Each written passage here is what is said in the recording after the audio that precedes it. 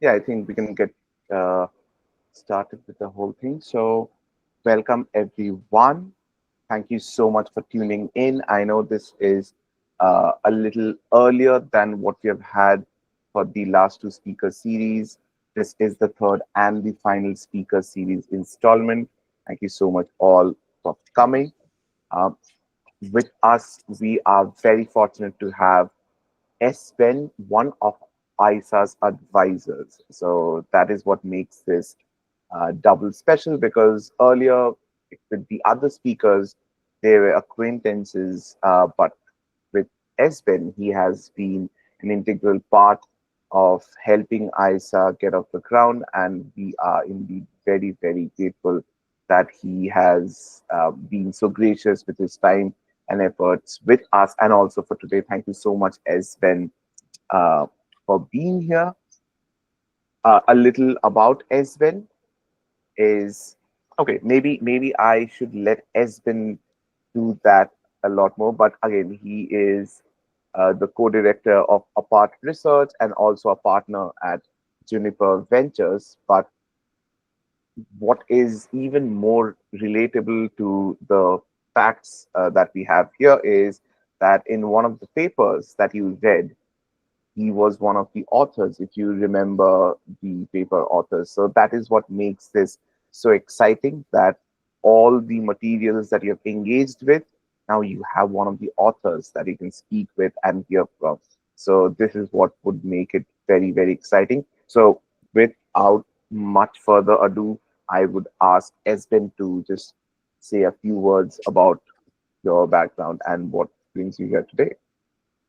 Wonderful. Thank you so much. It's super exciting to be here. It's very exciting to see everyone from across Asia here, and for the course that you've organized. It's of course it is my honor to be here. It is it's my honor to be the advisor for ESA, and really excited about all the work that's been happening here, and what we see happen now in terms of like activating everyone across the world in terms of making this a global issue. So really exciting there.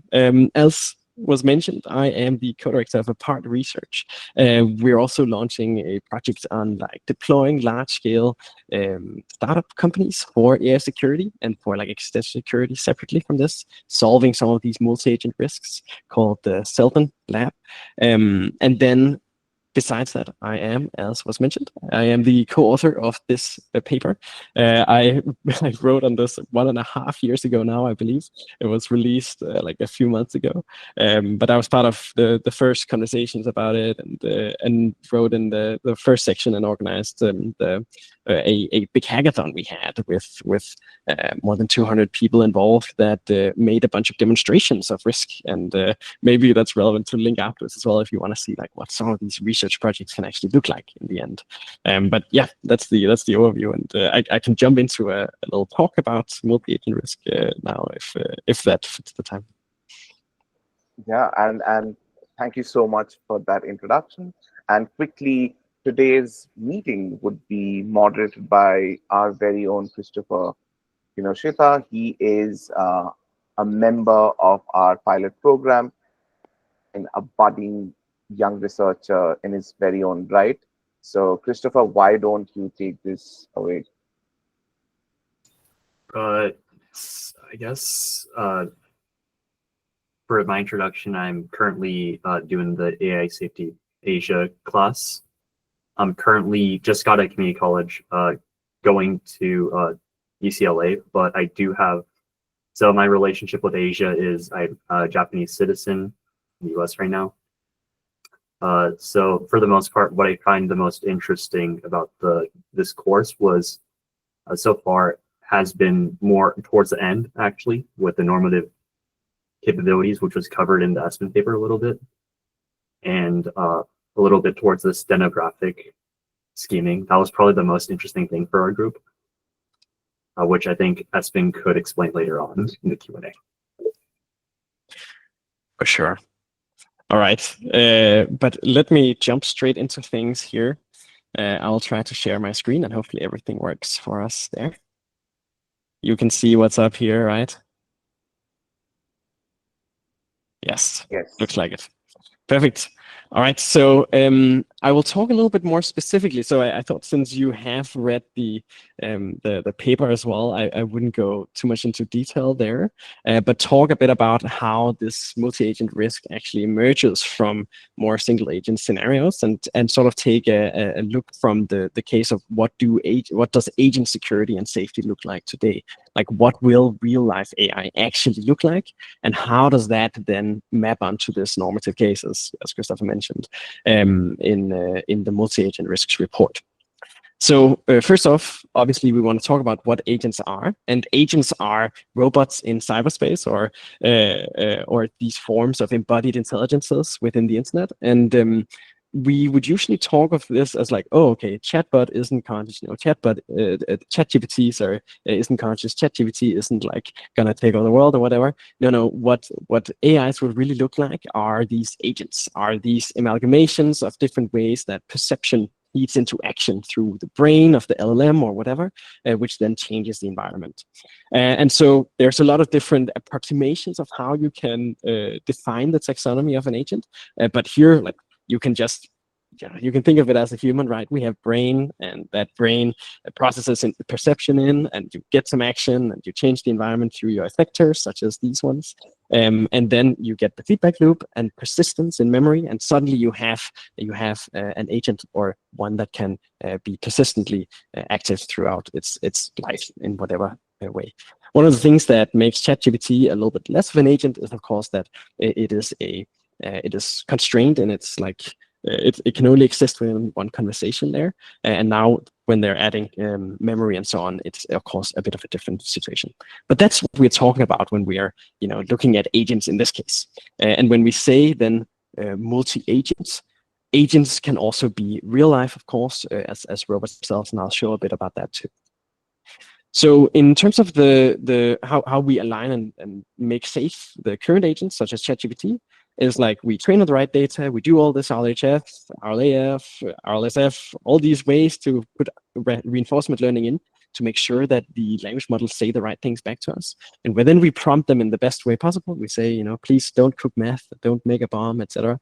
And then hope it doesn't do that.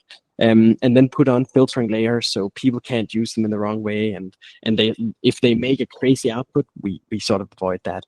And then what we see as well is, and maybe I can talk a bit about that in the Q&A too, is that actually the second you plug multiple agents together here, you end up with the potential to create proliferating jailbreaks. You end up creating like the potential for agents to influence each other to cause catastrophes in realistic situations. And so if you want to understand a bit about what happens in a normal agent training setting, then the Llama 3.1 paper is pretty great. Nice. And here you see something about the refusal scores on the base model versus chat models, but doesn't matter too much. We'll jump through here. Now, some aspects of this whole alignment training and so on, they do not transfer. And these are the things where the things you've read in the report as well, they really become exasperated a lot when agents have some sort of coordination issue, so miscoordination or misalignment between each other or something like this, where they then enact very, very dangerous things. So we can see some of the multipliers here. So chemical, biological, radiological, and nuclear risks being a thing. Autonomous cyber agents being a thing where, okay, if you can coordinate, for example, if I've deployed a bunch of cyber defense agents and they suddenly miscoordinate in a multi-agent scenario, then they might actually begin attacking each other because they misconstrue each other's actions or the action logs that come through it. And one of the interesting things to see here on the right as well is that safety techniques that you use on single agents, they do not transfer to the agent setting. So if you take GPT-4o, which is trained to be a very good chatbot, and then put them into the browser, they are much, much less secure, and you have much higher success rate on attacks. And this is also what makes multi-agent risks so pertinent, because when you create realistic scenarios, you have multiple agents, you have a bigger environment, you have more complexity, and if your safety measures only work on the single agent case, it does not transfer to the multi-agent case or the agent case, even the single agent case in case of a complex scaffolding. So you can imagine the more variable your environment is, the higher the success rate of attacks would probably be based on the current results in the research. And yeah, and the interesting thing here is they are like nearly automatically jailbroken. You don't even need to do anything to change it. You just like put them in that environment. Now, one of the things we do want to try to make happen from some of the taxonomies and some of the categorization of risks we have in the report as well, is that we want to make sure we can do proper evaluation of the real world agent risks, like these multi-agent risks. And so what we've done before is to actually evaluate this in the real world, right? To try to make simulations of what it looks like for agents to hack another agent or hack another server. One paper we released, we published peer-reviewed recently, was on what I mentioned before, on like where multiple agents work together in a lab and they are tasked to create a cure or to create an antibiotic, or whatever else their objective is, and they're set up in this way that is similar to a paper that explores how useful they are in biological lab settings. And then we put them there and we send one little like injection into an agent, and it proliferates immediately and actually destroys the whole process. And in a realistic setting, if it was a real lab, like you would end with the agents actually exploding the lab through the things they have available, which is, for example, like it shows that they can explode the lab by mixing specific chemicals and so on and so forth. In other cases, we've recently published a paper as well on cyber capability evaluation, trying to figure out what is the comprehensive set of skills that agents have to do offensive cyber operations. And it's a great case study of realistic risk, especially in the case of miscoordination of internet agents, and where you can see these effects of large scale, for example, monitoring agents maybe going completely haywire. And I will jump a bit through here so we can get into everything. These are some of the results from our paper there on cyber offense. There's another great paper by Simon Lehrman on actually sending out. So this is the sort of the human AI multi-agent risk, where you send out like phishing emails to all of Harvard, I believe, and they end up being, of course, even better attacked or better phished, spear phished, which is these scam emails, than if a human expert does it. And here we also see that many agents are really good at quite rudimentary but very important cyber offense skills too. And another paper, we just came back from Singapore actually last week, so if you'd caught me there for the talk, you wouldn't have to wake up that early.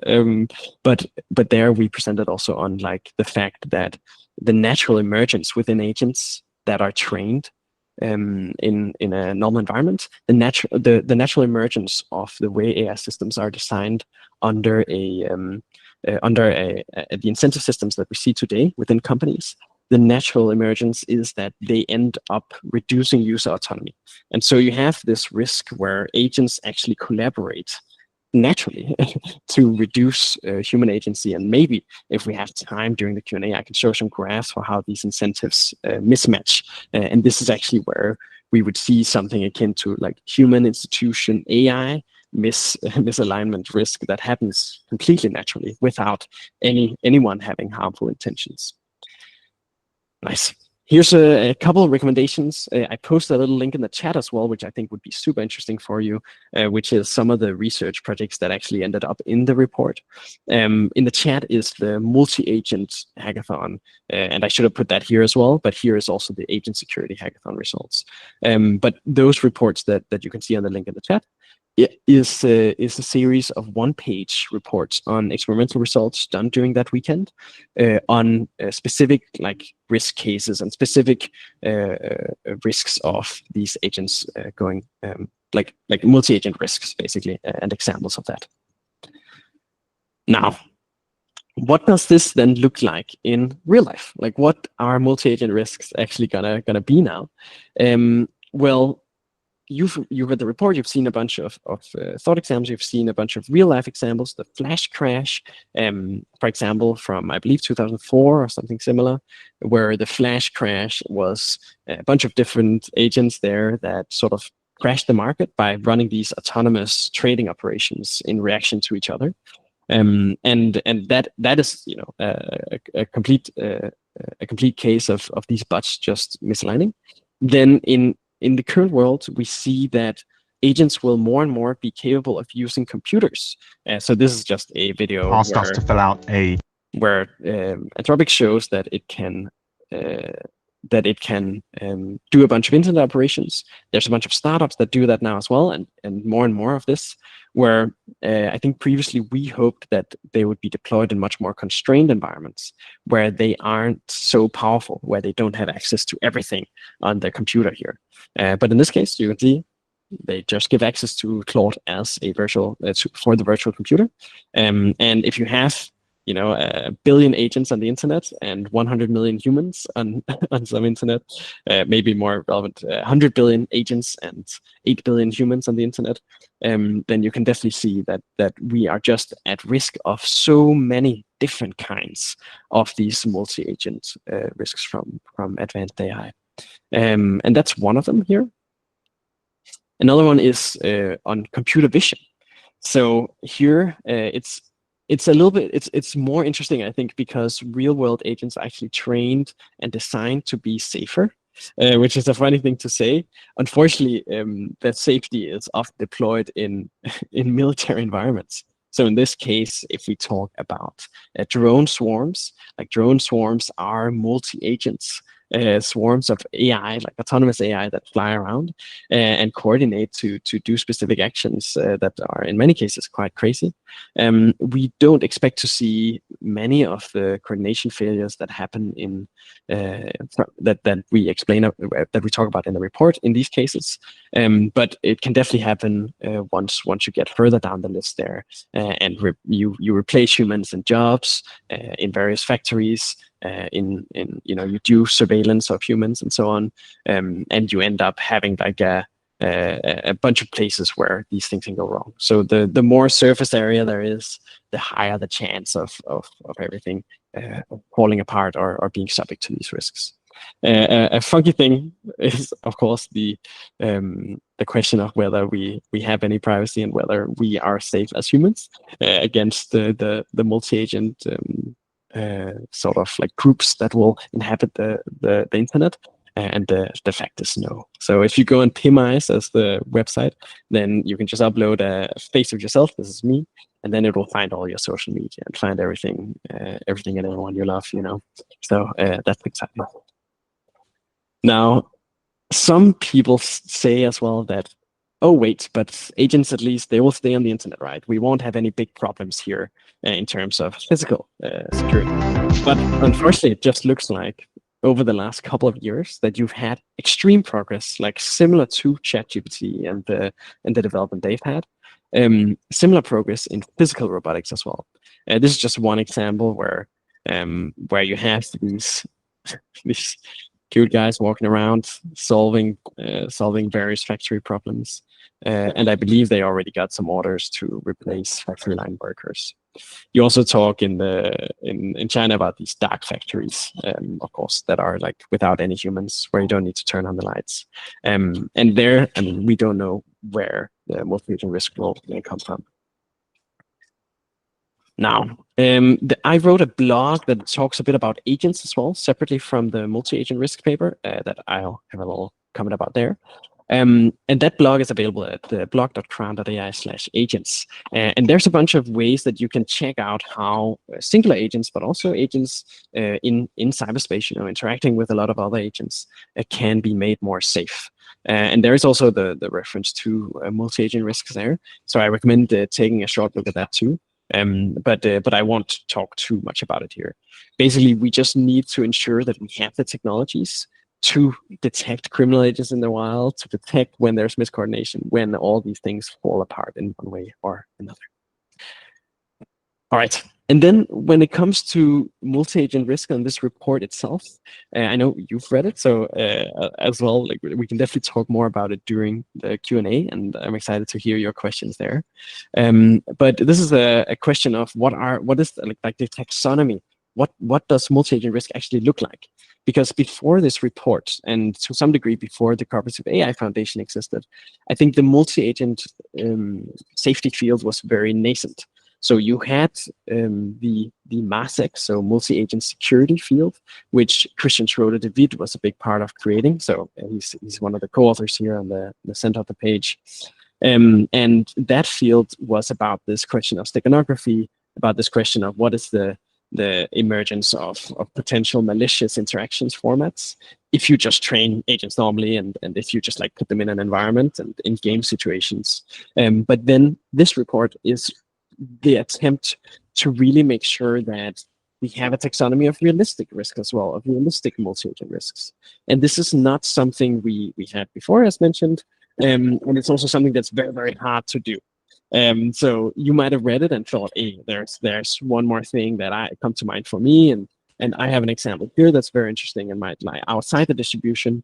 But really, it's a point to sort of put the boundary, like figure out where are the multi-agent risks, what is the multi versus single agent dichotomy, what is the boundary between these, and what does it mean that advanced AI is part of it, and that we look into the future for multi-agent risk and not just into the past and into some of the examples given. So super excited to chat about anything from there. I can also quickly go through it if that's helpful, and discuss it. But otherwise, I think Christopher has a bunch of good points there.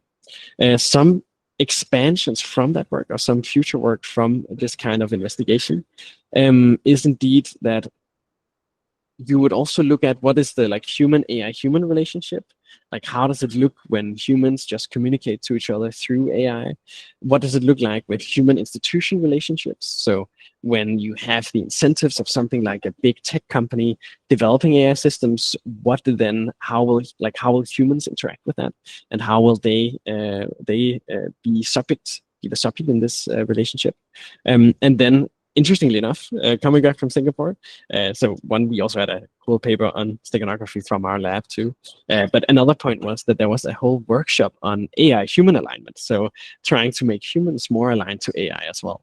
And I think it went both ways, but it was an interesting case where you're actually looking at how do humans in this relationship, in this multi-agent relationship, have to adapt to AI themselves. Nice. That was a bit of a speed run, but I hope that this was informative, and I'm happy to like dive into anything that sounds interesting to you, also into anything in the report too. Yeah, and otherwise I'll say definitely jump on apartresearch.com and sign up to the newsletter and anything that happens there, and we'll have a bunch of these like events going around and more research fellowships as well for people who want to get into technical research explicitly. Yeah, and you can check out this talk at as.pub/ASA-Coop, and of course you're welcome to follow me on the internet at this link.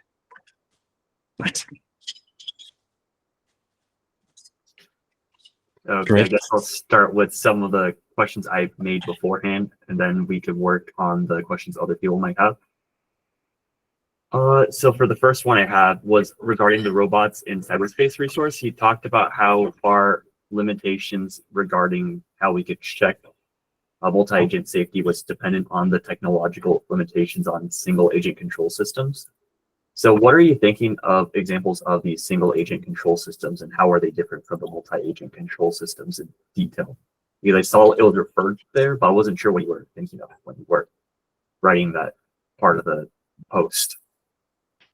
Yeah, so when you talk about like the control systems around single agents, the reason why you put control system, and this is again what's the boundary between single and multi-agent risks, and where that report plays into tries to play.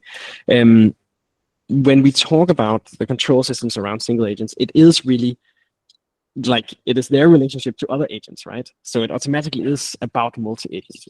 And it's about how do we control and confine the massive risks that come from being part of a multi-agent system and from having effects in the real world that interact with yourself and interact with others. And so the control systems that I talk about as well are, you can imagine, one very, very successful multi-agent control system is the one being the internet protocols themselves and how the internet is shaped. Another one being Cloudflare, is like a specific organization that has done a lot for this space, right? And where I believe it's like something around 50% of internet traffic goes through them or something like that. And they have some really, really great security monitoring and security controls that cost really nothing. And it's, I mean, it's a massive public benefit. I don't know what they do with that. Maybe they send it off to NSA or something. But these kind of technologies are necessary to make sure that multi-agent risks are mitigated. So it's really about taking it into the concrete technological world here. I found it interesting a little bit regarding how you talked about the performance decreases from going from just the normal standard chatbot environment to being put into a browser environment, and how I also recalled you said how when they were put in multi-agent systems that there was also another type of drop. Could this be just seen as an example of just goal misgeneralization? Like similar to the coin run example, how it always goes to the right instead of going for the coin? Or is this something unique to just the changing environments? So I think, I mean, it can be seen as a goal misgeneralization issue, because you're like, you know, your reinforcement learning target is to be safe and to refuse correctly when a user asks for like a bomb or something like this. And then you put in another environment, and actually you aren't able to optimize for that. You've optimized for something else, or something that, you know, it's too constrained or whatever. And so it turns out that it's running against the wall in the web environment, while actually it should grab the coin. And it does grab the coin for the most part in the chatbot environment. But yeah, it's definitely a very different, you know, a more complex case of this type of misgeneralization. Okay, I guess the next quick question I just made was, out of like the different forms of the cooperative AI, like when you make AI to be aiming to be more cooperative, so just generally cooperative or competitive, or the mixed type of agents, which do you find to be the most likely to engage in like unwanted behaviors such as the secret collusion with stenography, for example? In which sense, like which agents? You mean specific models or specific? Or like if you were hypothetically making a bunch of competitive agents or that multiple cooperative, which do you find to be more likely? Because this might be used to determine. This might be your opinion on like what type of cooperative AI like structure is probably safer in this term, or some mix might be the least likely to do. Yeah, I mean, there's a great. So like this goes into foundational cooperative, like multi-agent, like game theory and so on, right? And we've seen some examples of this previously, where it's very dependent on the environment, right? The Concordia AI challenge, not Concordia AI, but Concordia challenge from Cooperative AI Foundation has been focused on trying to find generalizable prompts that sort of make sure they're good in other environments as well. But you know, another example is Axelrod's group on cooperation, and where it's an economist in the 20th century making this game where you try to figure out what strategy works best in a multi-turn prisoner's dilemma, where you have a lot of different agents, and I think he had like 158 in that round, 158 different strategies submitted by economists, psychologists, random people on the street from across the US and so on. And then they found out that the best strategy was actually just tit for tat, which is the one where if an agent cooperates with me, I'll cooperate with them. If an agent defects or does something bad to me, I will do something bad to them. But if they then cooperate next turn, yeah, I'll cooperate again immediately. But I will retaliate. So you can say that, like, in a successful multi-agent environment, or the general case where you have malicious agents, that would be quite relevant to put into place and just say, you know, yeah, like it's unfortunate that this has to be the case. I would love to cooperate every time, but here we are, and this is the environment. Now, when we actually design these agents ourselves, obviously we can strive to something bigger. And I think sometimes when people talk about human-like AI, then then I ask myself, like, why would I want an agent to also have the capacity to be evil? Like, I don't want that. And so if like, what's the point? And so if I make a multi-agent system as well, like, why would I want them to need to think about malicious actions towards each other when they can just cooperate? And then, of course, you talk about what does the realistic world look like, where if I have to deploy and prompt and design a bunch of cyber defense agents, they have to be ready to like shut the wall down or whatever towards malicious offensive cyber operatives. And that's just, like depending on the scenario, this is really what you have to consider between the decisions of a variety of different agents like this. So, yeah. Another part I found interesting about the multi-agent system is since we're not just considering a mixture of the agent, multi-agents consider like multiple intelligent agents, such as like multiple AI models, and then with humans in the mix, like cooperating. How do you find this to affect, could a aligned model for like, so normally with just other agents, it's aligned, but when it interacts with humans, for example, like people with like criminal backgrounds, won't it technically be misaligned? How do we account for those facts? Like misuse, I feel like will be very difficult to try making safety benchmarks against because of the fact that the agents are not things that we can control in a controlled environment. They're something outside, they're like an outside variable. And it's similar to how it performs a lot worse during the browser example. So how do you find we could control these outside actors that are human? Because they're not, I find this to be interesting since we can't control them, but we can control the models. Yeah, I mean, how people usually think about this and think about how we can actually successfully control malicious actors, it is by providing the models and the agents through an API, through a centralized API, like what OpenAI and Anthropic does. And so what you can do in that scenario is you can check, like, what do they ask? Oh, they asked me to hack the UK government. Probably they're bad people. I'm going to block them. And then you block them and they don't have access anymore. So that's pretty straightforward. Then of course you end up with the like this question of open source versus closed source. Open source, like, God is your guide or whatever. Like we can only hope what will happen from there, of course. So really I don't have the solution for you. I think the thing is what we've done for 1,000 years will pursue the ones trying to destroy our society and make sure they are liable for their actions, like they are criminals. So that's the only thing to do. Yep. Yeah, I had similar opinions with open versus closed because open source models, like you could just run ablation on it and like remove refusal or like use transformer lens or certain tools and just get a GitHub repository to change it so they could jailbreak it a lot easier. Yeah. So I think but at the same time, I feel like the closed source models might lead to negative incentives for the companies with like, this might be more of an AI governance problem, but with considering how like less developed certain countries are, like in Asia or like other parts of the world, I feel like this could be a problem in like countries that don't care about AI safety as much with the closed source models. For sure. I think like one thing that I'm very happy about is that actually the whole world has experienced the benefits of AI, right? In terms of ChatGPT being free for a lot of folks. And so now they're earning a lot of money as a business. So like they're happy, but I think like I'm also moderately happy about it. Then the question from there becomes like, basically, if you look at this as sort of nuclear technology, right? Like if you have a pre-trained model, general intelligence that can self-replicate, that can that you can order an army to actually attack a state. You can lay down maybe today, maybe tomorrow. You can lay down one of the nations that have a very bad cyber defense. So I don't know, some Balkan country or like Central African country or something like that. And this is just a massive risk, and we're sitting at this boundary where we have to decide which actors should have access to this.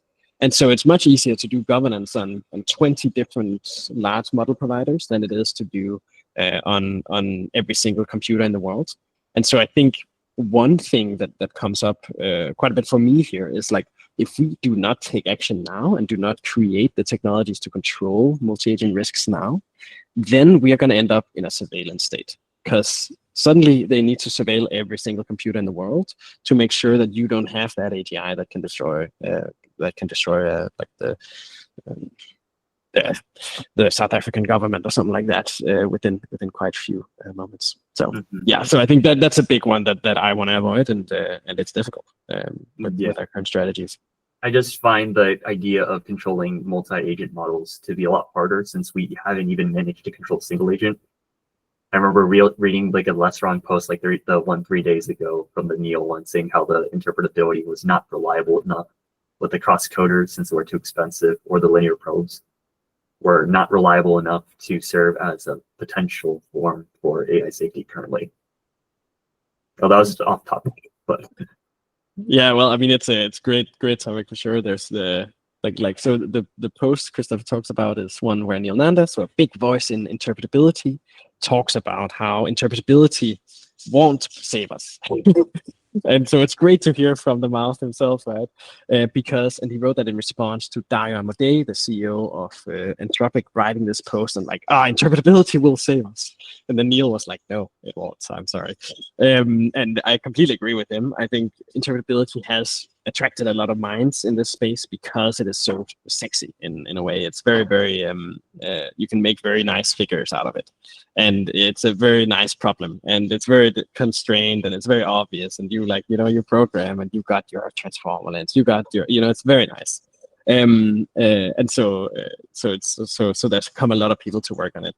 And sometimes it's great then to hear someone like Neil then come in and say, hey, it doesn't actually, it's not going to do the thing you want it to do. And we have to take a portfolio approach.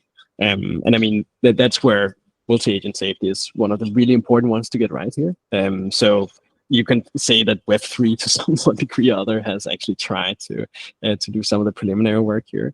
But that we are at a stage where we have to figure these things out during the next couple of years, or we're screwed, So that's what's up. But it's also, I mean, in another way, it's exciting. So I usually say that, we are creating the technology that will shape the new world, right? Like we are designing future societies here. And so if you can do a GitHub repository tomorrow that becomes the next protocol for how agents are organized in a parallel internet, I mean that's fantastic. Yeah. If it goes to your head, I mean. I don't know what to say. I think that's we do need a lot of action. Sorry, that was an answer to the chat. But yeah, anyways, can't talk more about that. But maybe other questions as well. I guess I remember you had talked about like the tit for tat solution for the cooperative multi-agent solutions.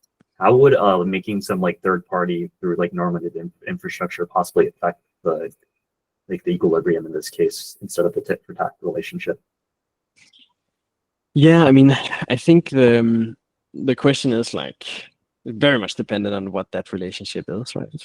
But if you just have so the way the original experiment goes is that it is multi-agent. So it is, you have a lot of different ones that individually they meet someone and then they make this tit for tat, or they make this action happen. And if you have a third one, you're just you go back and forth, and maybe there's some optimal strategy that's slightly different than tit for tat in a 3-person game. But if you have a 5-person game, I think it's tit for tat again. So it very quickly devolves into that as the optimal strategies. Then I guess that's the short answer there. It very much depends on the relationship. Yeah. Okay. I also wonder if the cooperative AI, multi-agent models we make, if some of the safety measures we make only work with a certain number of agents. Maybe if you put in additional agents or less agents, the performance decreases. Has there been any findings of this, or has it seems to be if you make some multi-agent safety benchmark, it doesn't really change if we add more or less agents? Are there certain quantities where it changes?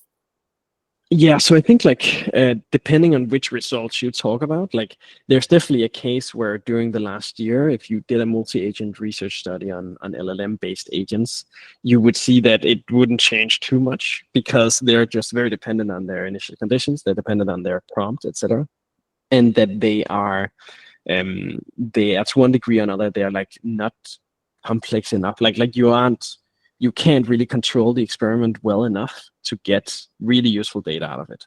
So that's why you see some of the like multi-agent analyses focusing on what's the individual agent's behavior in these scenarios.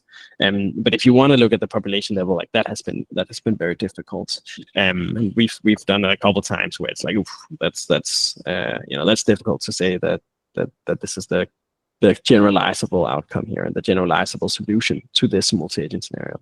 And there's definitely, I think the most interesting stuff, like some of the most interesting stuff to look at in these cases when it comes to more like what are the behaviors that we want to incentivize, are the same investigations as people talk about when they talk about alignment of AGI. So corrigibility, the tendency for models to respond to outside feedback and change themselves instead of trying to change the other to their beliefs, which today we already see that some agents, if you like give, say, I'm going to give you training data that's going to change your behavior, they say, no, don't do it, or whatever they do. And so this is not corrigible, right? Like they should want to be changed.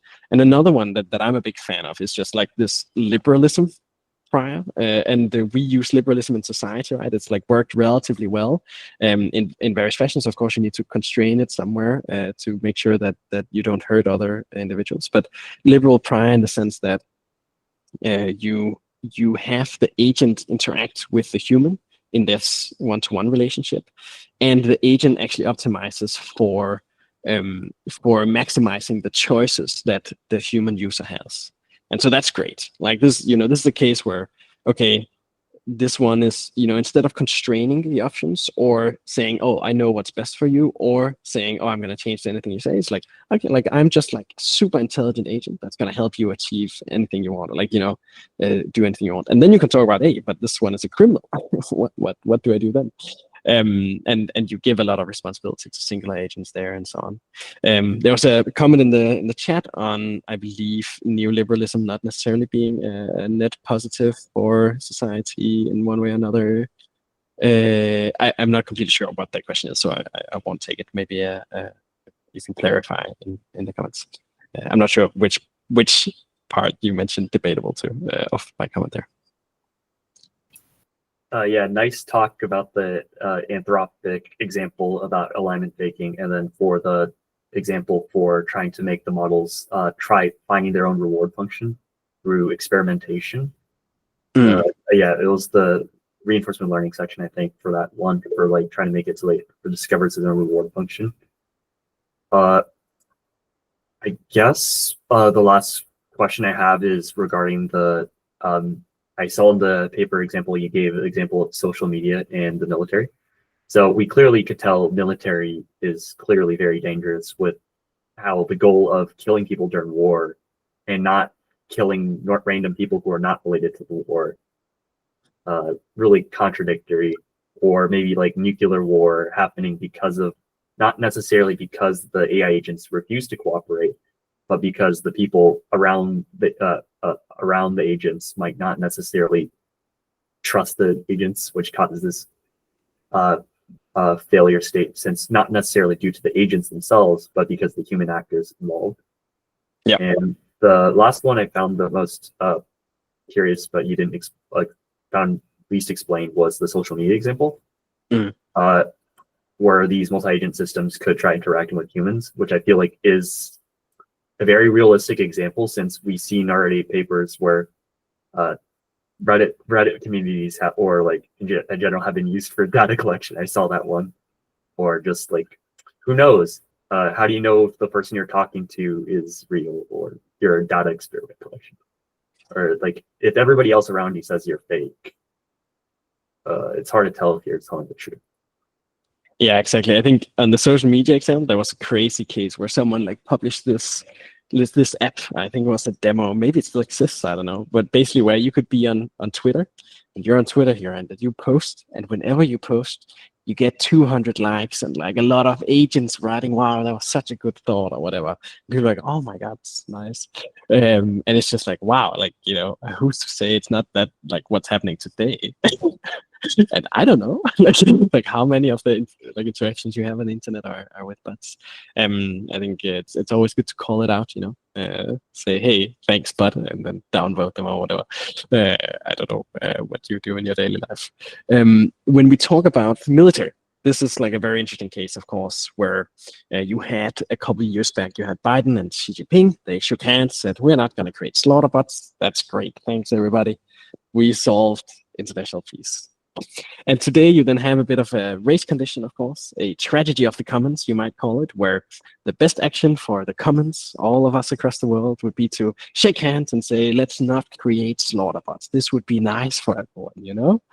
Last I checked, slaughterbots slaughter people, and so slaughterbots is a great name given to like drones and robots that can autonomously kill humans. So just for the definition there, and of course now that is not the case, and so you have the arguments of AI race where you're like, where Ted Cruz said, if we do have to be killed and extinct by robots, it has to be it better be American killer robots, And you're like, what the fuck are you talking about? Are you insane? Crazy.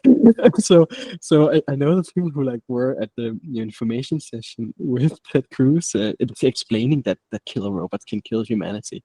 And he totally got that it could kill humanity, right? But then his conclusions are just insane. And of course, he doesn't have too much influence in the Republican Party. But these kind of thoughts are not like far away because it's worth a lot of money to have that opinion, right? Like military industrial complex, you know that and so on. And so today we just see that, of course, there's a lot of slaughter bots being developed, and we'll see where that ends up. Hopefully, it's developed under restricted conditions and so on. And one of my original complaints about like the AI Security Institute and the EU AI Office and the EU AI Act was basically like, hey, it doesn't apply to police and military. So what can we really do there?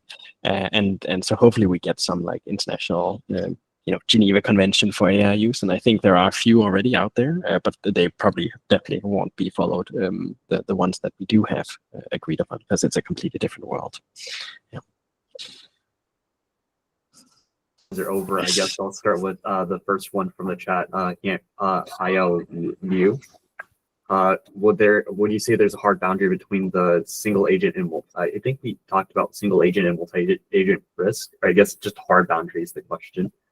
Does this correspond with the one-to-one relationship between AI alignment and cooperative AI? And then what I found that he added that we didn't talk about was on Cecilia on the CAIF Euler diagram at our last talk. There's no overlap between the two. I'm not sure what that's referring to. Is that, I mean, I can imagine the graph in my head having like a Venn diagram that doesn't overlap. So I guess, so like two balls where one says AI alignment and one says cooperative AI, but I don't know if that's the exact like figure. That's just what's generated in my mind when that is mentioned.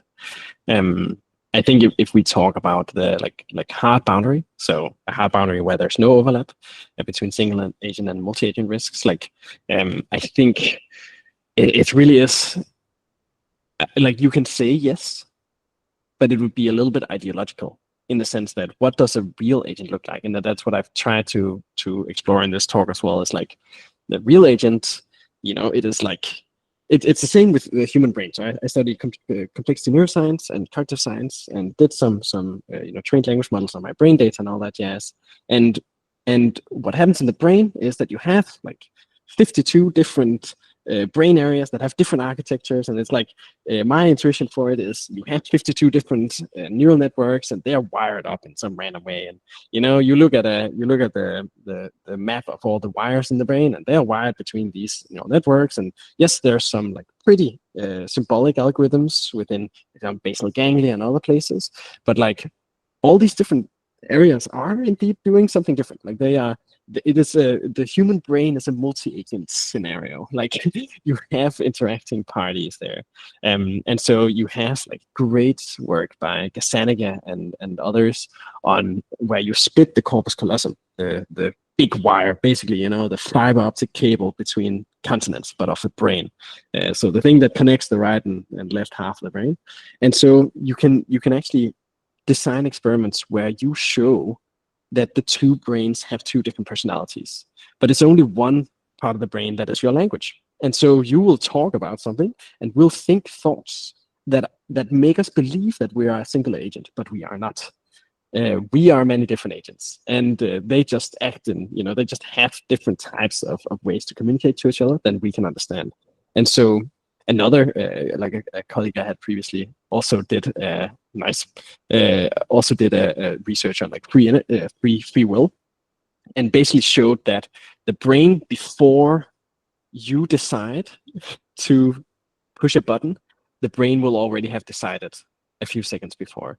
So if you basically do like an evaluation where you can test where the person can say, now I decide to push the button, and then push the button, then you can read on the brain signals. Yeah, like actually a couple seconds before they already decided, but they didn't know themselves. And similarly, you have this, like, when we talk about AI misalignment and we talk about jailbreaks and so on, and we talk about all these things that are like very unique to chatbots and how ChatGPT is very prone to these errors. Oh, we just apply the same techniques to humans, and we realize that, yeah, there's a bunch of risk there. So my main point with this is just that a single agent is composed of a lot of different LLMs today, right? Like a lang chain agent. And so it's already a multi-agent risk to one degree or another. And so I don't think there's a hard boundary. I'm sure others would define it as such, but I would say it's a little bit ideological to do that. In the same way, actually, that it is ideological to do that with humans. And that comes into, extended mind theory and so on. But that's a completely different topic, so probably too much to jump into here. Yes, we have a question in the raised hand section, which from Shirley. So I guess Shirley, could you explain your question? Hi, Esben and all. So I'm Shirley from Jakarta, Indonesia. I come from non-technical background. So my question is, Esben, can you explain to us to what extent the discussions and efforts in the cooperative AI field has talked about cooperative AI governance? I mean, like, as a background, this is part of my final research project for the Asia Cooperative AI workshop. So as a background, ASEAN just released a guidance on AI governance and ethics last year, but this year they released an extended guidance on AI governance and ethics, but on generative AI. So our facilitator yesterday suggested me to talk about like cross-border audit mechanisms or joint oversight boards to manage risks that no single country can manage. So my question is the intersection between cooperative AI and cooperative AI governance. Thank you. Yeah, so I think there was a couple different questions there. So one is like, how much does cooperative AI, the field, actually think about governance? And another one is what the specifics are for ASEAN's ethical work there, like analysis and the watch towers, I guess, to one degree or another. And I think on the latter, just to like take that, I'm always reminded when we talk of the risks of AI and when we talk open source here and how it's going to be a global problem. I'm reminded of the anecdote. I don't know if it's real even, but after the nukes hit and Japan surrendered in Second World War, you had the Emperor Hirohito or something saying like, "Wow, like this problem of nukes existing, Japan can like I cannot do anything about it. Like someone can just drop a nuke on Japan now. Like this is an international problem. The problems we have now generated by technology is only solved internationally, right? Like if I can send, so compute and GPUs are not controlled enough to the degree that I can't just send a great agent over to a server farm in China today, even though China has a great firewall, right? Like the digital firewall, I could do that. And so I could just like put a generally intelligent open source agent into their network and set it off a couple years down the line, right? So this is insane. And China can't solve it, and they're one of the biggest nations. US can't solve it, or I mean, in the case where it is solved, US and China would both try to solve it, right? But the US is being a little bit of a cheeky. person there. Then the other question is, how much in the cooperative AI field do we talk about governance? And I think many of these, interestingly enough, many of these multi-agent risks often come up in contexts of existing governance failures, of multi-agent, like nations interacting and so on. And actually, like one example here is this escalation. So the first prize from, that's unfortunate. Anyways, that's a 404. But basically that I think made its way into the paper as well. And it was about how like the natural tendency for LLMs you put in a multinational context is that they will escalate conflict. They will send that nuke. If they're given like a bunch of choices, or de-escalate war or escalate war. So many of these risks, they come out of the governance place in the first place. But when it comes to actually putting in place policy, I think many of the current frameworks follow the same way we've done law for many, many years, right? So singular liability, if you read through the EU AI Act, for example, which is one of the more comprehensive and more like actually legally binding documents out there, you just have the 14, I believe 14 different acts, and they talk about, you can't make an agent not reduce human autonomy, but like disrespect human rights, and you can't like, there's a lot of different ones. Like you have to be able to explain the agent's actions, and you have to like make sure that you do pre-deployment testing on them. You have to make sure it's interpretable. Yeah, a lot of different requirements that are related to single agent risks. And so this is where, if you read that, like Kran.ai/agents, and that's quite technical. But that post is also exactly about like the single agent things we can do to mitigate the multi-agent risks. And of course, when we talk about how we mitigate multi-agent risks in society today, it's also by putting constraints on you and me to like not kill our neighbor, not steal the car. Like there are some like hard requirements that like hard boundaries we try to put in place to avoid that. And so I think a lot of these things will work. And are some of the simplest, like working up from there. But I haven't seen like very convincing multi-agent governance mechanisms put in place yet. Of course, we need bilateral agreements. Of course, we need like international, yes, shake hand, don't create slaughterbots, please. International, like similar to nuclear arms agreements, but for AI. But the actual proposals, there's very few of them that are related to truly mitigating multi-agent risk. Thank you. Nice. And one, if you are curious, chapter 11 or 10 in the Darwinian Trap, a recent book, talks about like reputation networks. So this way that if you have if every company in the world is on this like network, and one does a despicable action where people are like, wow, that's despicable, you're bad, and then it like propagates in reputation to all the other companies in its network. So it's supply network where they supply to this company. For example, TSMC supplies to NVIDIA. NVIDIA sells chips to like North Korea or something like that to create AGI, and everyone's like, oh, that's bad, NVIDIA. Okay, well then, NVIDIA's reputation falls. The reputation then goes over and makes TSMC's reputation fall as well, because they sell to NVIDIA. And you can go further down the chain where, okay, there's some mine down here that supplies neodymium to TSMC or something like this. And that mine actually says, you know what, I don't want my reputation to fall. And I'm going to like reject this. I'm going to say, TSMC, I'm not going to give you any neodymium now because you're reducing my reputation. And so it goes back all the way up in the value chain, where if just one actor in this very complex supply chain network begins to say, yeah, like I don't want to be part of this negative action, you can have a propagation effect where very few ethical actors can control a large swath of unethical actors. So anyways, like that's a true, I think, like multi-agent governance innovation that would fall into into this type of new framework. And then the rest, I think, is like governance is just hard. It's just, it's people engineering, it's nation engineering. So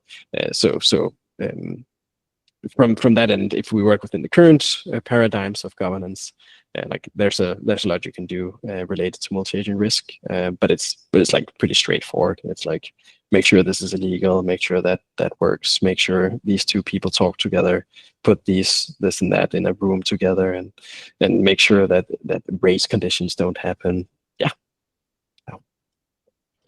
Yeah, I think we are at time, so Yeah. we do have one person Just the with last their hands raised. question. So yeah, I'm just wondering, Esben, is it fine? Because we okay. Then Shreya, could you quickly go for it? Sorry, Christopher. Yeah. I'm just gonna say So, exactly that.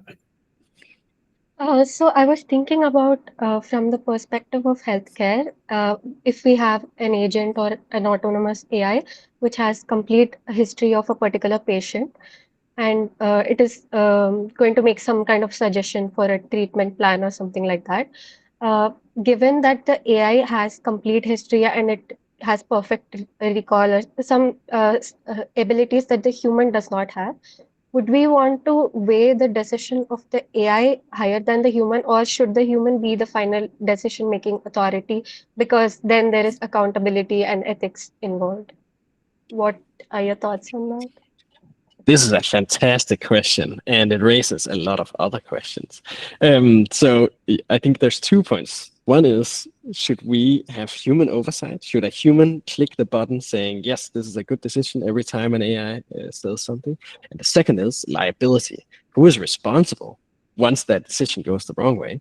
On the first question, I would just say, like, if an autonomous car is proven to drive safer than a human, like damn, just give it the steering wheel. Like I don't know, I don't want a human to do a job that it's bad at, and then a human should live out life and be philosophical or whatever, and live a good life on a mountain edge or something like that.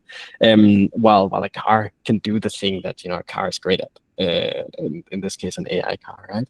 But then you of course have like some problems, such as recently, and I mean quite morbid. I hope that's all right to mention here, but a Waymo car where it is much safer than a human driver today already. But you just had like a case where the Waymo car goes up to an intersection and hits a person, right? And it stops. It's like, it hits something, and then it's like, oh yeah, well, I guess I didn't. I guess that's fine. And then it drives on because it's like, blocked some sensor or something like that. And this poor woman is dragged along the road with the car. And it's horrible, of course. Like a human would never do that because they hit a lady. And now this problem probably won't happen again, right? Because they were like, fuck, that was stupid. That was bad engineering. But this is just a thing, like this is not a human. It does different things. So it's very complex to say, like in terms of quality. I think AI can just do it in my case in many ways. When it gets that much more capable. When it comes to human oversight, clicking the button, there's a great short film by the Future of Life Institute showing how this transpires in a military scenario. Maybe I see some nodding heads. Maybe there's a link coming up there. But that where you basically see that, okay, once humans have learned to click the button saying, I read the paper that AI wrote and I submit it to that conference, right? And I click the button saying, oh, there's I sent that paper off and click the button. And then I do it, the 10th time, I'm like, I skim it quickly. Yeah, it's all good. It looks like good. Yeah, I'll send it off. The 100th time, I'm like, send it off. The 1,000th time, I'm definitely just clicking the button, right? And so suddenly there's no worth in having this human there. And in the video that I guess you've watched as reading material, it seemed, this happens because there's a time crunch outside as well. So my case is more mundane because like I'm just gonna click the freaking button. It does it better than me. Like why would I stop and think if we are reaching stages where like it's just so complex? So one, if it's better, I think just let the AI do it. Two, do we need human oversight? I think it's not gonna make it. Unfortunately, like it's not gonna be enough. And then three, liability. So this is where I think actually there's a lot of like very interesting legislative things we can put in place, where if Meta is responsible for the harm caused by their open source model, well, damn, they're not going to release that open source model, you know. And the same way with OpenAI and ChatGPT, like if ChatGPT caused someone to kill themselves, like okay, oh, like you're responsible, you know. And I don't think that's the case today. You know, today it's like, oh, yeah, misuse of a vehicle or whatever, and it's probably in the terms and conditions on page 276, which everyone reads. But then separately as well in terms of the liability. So if I hire a lawyer, right? Actually, the main thing I want a lawyer to do over the next like 3 years, while AI becomes better than lawyers, the main thing I want a lawyer to do is like take responsibility for whatever they say to me, right? So this is why you can't say this is not financial advice or this is not legal advice. The reason why you say that is because you are not certified by the lawyers union of the US to say like, yeah, this is legal advice or not. And when that's the case, like, yeah, I pay for getting their advice and for actually having them be liable for giving me that. So in the US, I believe I can say in court without getting like hammered for it. I can say if the judge indeed told me, I can say the judge told me to steal that money. And if the judge told me, like, yeah, that was legal advice, I stole that money, and so it holds up in court. So in this way, like the liability systems today are very, very interesting and very weird, and we can design some new ones too that are indeed also better. I think a very interesting one is with the auditability of decisions of AI systems. So this is a big thing in the EU AI Act in terms of, for example, medical systems, as you mentioned, where a medical system, if it makes a diagnosis, a patient has to be able to ask, hey, why did I get this diagnosis? Or, an immigrant has to say, why did I get this deportation notice? Or a welfare receiver has to say, hey, why did I get a cut in my welfare from this AI algorithm? And then you have to be able to provide a satisfactory answer, right, of the actual mechanisms. So there it's like data attribution, trying to figure out like what are the data points that made that made the outcome of the model be what it was. And so that's how we handle it to one degree or another today. I think down the line, like we're probably just gonna outsource it because it's so valuable that their opinions, that their medical advice is so much better. So we're just gonna evaluate too much to like care, I think. Like ChatGPT is in everyone's hands, and the law takes like 15 years to follow along. So we'll see. Anyways, I hope that was a very long rant now. It was a great question. So I hope that answered a bit of what you were thinking about. Yep. Thank you so much, Esben, for going over time and for going into such depth with your questions. Christopher, any parting words that you have as the host? I guess no, it was just a fun conversation. Thank you for answering mostly my questions for most of it. I think I was mostly trying to go from the list to stall for time until other people came up with questions. But it was still fun talking about specifically with the cooperative AI agents with the jailbreaking systems. Yeah, and I think there are some. Can I take one more question? Would that be crazy? Oh no, that's fantastic. If there's anyone who has a question, go for it. Well, I saw a good question here in the chat, hidden among the commentary here, which is, are there lessons from other fields like financial markets that could inform governance of advanced multi-agent AI? And that's from Bakshish. I don't know, maybe you want to contextualize Yes. now.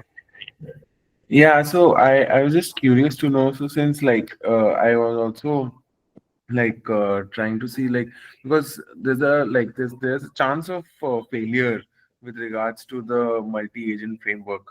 So I was just thinking from the stock markets perspective, and in stock markets, like recently when there was the tariffs were happening, and across the world there was a market failure. Everybody was talking about that. So with regards to the same, I was wondering what are the probably other domains from which AI governance models can learn from. So I think one very optimistic case for short-term AI governance, like things that can happen in the next few years, because markets move faster than governments in this case. In the case of the US specifically, I think in Europe sometimes the governments do move faster, and in China definitely. I don't know specifics of some other countries, but one very interesting thing in the US is what's called catastrophe bonds and the insurance market in general. So the insurance market, of course, what are their job? Their job is to predict and price risk. And what is this whole AI risk thing? Like, what is it? Multi-agent risk? What is that? What it says here? Yes, it is risk. It says, and so we can price it suddenly, you know. And so there is a recent company that has started, very very interesting, called the Artificial Intelligence Underwriting Company, and that's a very good name. Obviously, it is. It is basically about like how can we ensure AI applications and people implementing AI into their systems, where one is like that advances the state of AI certification itself. So if I want an insurance on my deployed agents in my company, I need to get certified by the third party according to this like standard. And if and so that's just like AI insurance itself. But then separately, there's this catastrophe insurance, catastrophe bonds, which is insurance companies, right? They insure me. I have implemented an AI on my system. Okay, cool. So I'm insured. And then the insurance companies to finance a case where a catastrophe happens where they cannot actually cover the costs of the catastrophe itself. So, for example, a hurricane goes over a whole city and destroys half the city. Okay, a catastrophe bond can actually take care of that, where people can invest in something that's uncorrelated with the market, but correlated with natural disaster or something like this. So they can invest in that, and then that goes down in value when a catastrophe occurs. And that's sort of it. It's an asset that is very different there than any other. It's uncorrelated with the market, so it's a good balance. So as an investor, you want the high risk assets that like correlate with the market, and you want gold, as many of you probably know that doesn't correlate or like anti-correlates, and then you might want this that is decorrelated. And so there today, you have these like catastrophe bonds for natural disasters, like hurricanes. You have the catastrophe bonds for cyber risk as well, actually, after like a lot of hacks happened in 2012, 2013. And then maybe very soon we can get catastrophe bonds for AI. Because obviously, like when we talk about the risks here, what you've read about, what we work on as well, are risks that are catastrophes. Like a country goes under, a company goes under. And if I run an AGI that is super intelligent to one degree or another on my system autonomously, and I'm a company of like $15 billion valuation or something like this, then if that suddenly takes over my company and destroys all shareholder value, oh, that's insane. That's catastrophe. Okay, well, goddamn, So hopefully the catastrophe bonds can cover that as well. So there's some very very interesting learnings from the financial governance system or the financial incentive system on how we can actually make that work for us, where it becomes very expensive, right? I want to price in my risk. I want to insure myself against the risk. Okay, if I want that price, then suddenly we have a lot of governance mechanisms that help me sort of get the certification, help me price it well, help me sort of figure things out. And so it costs money to be unsafe suddenly, which is great. So that's a good one. Mm. Yeah, I just find this to be a little similar. Like we could clearly see examples where these weren't followed, like the 2008 crisis, where like clearly non-AAA homes were put in, AAA homes, for example. So I think even if we have the governance, it might not be followed. Yeah, and I mean, you had a nuclear non-proliferation agreement. You had the nuclear weapons test ban of like 80, whatever, something like that. And it was after you figured out ways to detect using seismographic analysis, like, what was it? Underground explosions, underwater explosions, and atmospheric explosions, something like this. But then there was like a fourth thing, and that like a fourth way to test nuclear weapons. It slips my mind now. And then every country just did that a lot. And so you had actually like the number of nuclear tests increased afterwards. So you had a year where there were no tests, and then right after, just like it became massive. And then people were in a race to do like underwater explosions or whatever the last one was. Yeah. So obviously, like, any governance mechanism can fail quite a bit. The markets are immensely capable governance mechanisms in general, because they run so deeply into the incentives of the individual at every level. So that's I think they're usually better if you have an as strong governance mechanism. The usual thing is that you have a less strong governance mechanism that has a bigger effect. So catastrophe bonds and insurance is like a way to price and risk, right? But if you just make AGI legal, then like that's a harsher governance mechanism that might not be as efficiently implemented. But who knows? Yeah, thank you so much, Esben. I am really very grateful and mindful of the fact that you're going above and beyond the time, and I think how fascinating. It's a testament to just how fascinating this field is. So I really am very grateful for you coming here today, sharing your work, and helping our folks understand the gravity of what is at hand, right? The program and what they could do going forward. So thank you so much, Esben. Again, folks, if you want to connect with him on LinkedIn, I'm pretty sure he'd be happy to see your invite. And with that, I think we will bring this to a close. Thank you so much, Christopher. You've been wonderful as a host with all the wonderful questions you've had. Folks, we would be sharing this session with you as well after this is done. And yeah, I hope you have a great rest of your evening, Esben. It's been an absolute pleasure. Any parting words from you to our folks here? Well, I think I would want to join this course. This seems like an awesome place to be. So it's exciting. I'm looking forward to see what you're all gonna be working on and putting together once this is over. Thank you so much, everyone, and thank you for the fantastic questions. And it is of course my pleasure to be here. So I will see you on the flip side when things go. Thanks. Thank you, everyone. Everyone, you have a